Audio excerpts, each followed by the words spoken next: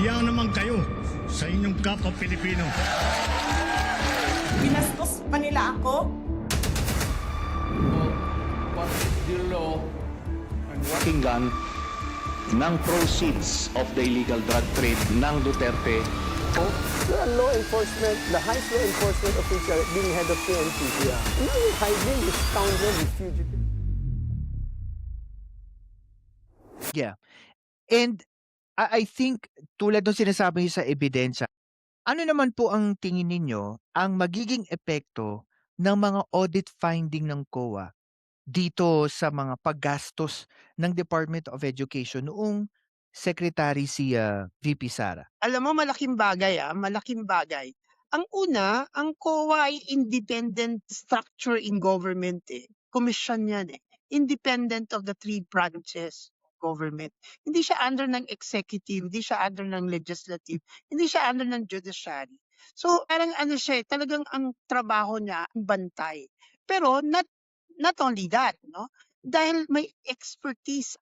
Ang expertise nila talaga ay pagtutuos ng pondo, ng binigay na pondo at paano ito ginamit. At may mga standards at mga batayan na konkreto silang hinahanap, devoid of your sentiments, devoid of your emotionality. Pinag-uusapan natin papel at mga konkretong batayan. Kaya magiging napakahalaga nito sa impeachment proceeding as well dun sa magiging bungang Tama, because impeachment proceedings are considered as legal under our Constitution. definitely.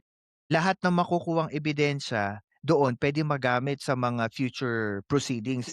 So, Siguro ang natatakot lang ako dito is ano yung magiging after effect nito. Kasi tingnan nyo, ako parang minsan nagiging futuristic ako mag-isip no? Pag ako lang mag-isa at pinag-aaralan ko tong materials ko. Iniisip ko, pag siya na-convict or na-impeach siya, there will be probably, dito natin makikita yung lamat sa loob ng DDS. Hindi naman siya na-convict or na-impeach. I'm overreacting. Sampal ito sa lahat, anti-DDS. Yun ang tingin ko lang na mangyayari pag hindi siya na-impeach. well, depende, Philcas, no? Tingin ko, ang bola ay nasa prosecution, no? Doon lalabas ng mga ebidensya and will be arguing for it. No? Yung magpapatotoo dito sa mga akusasyon na to.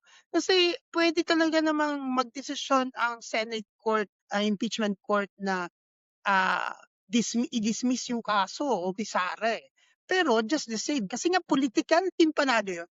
And the product will be attesting to it. Era Estrada, yung change of government is a product of that impeachment proceeding, hindi ba? So, may pwede bang ganun din ang mangyari sa impeachment proceeding?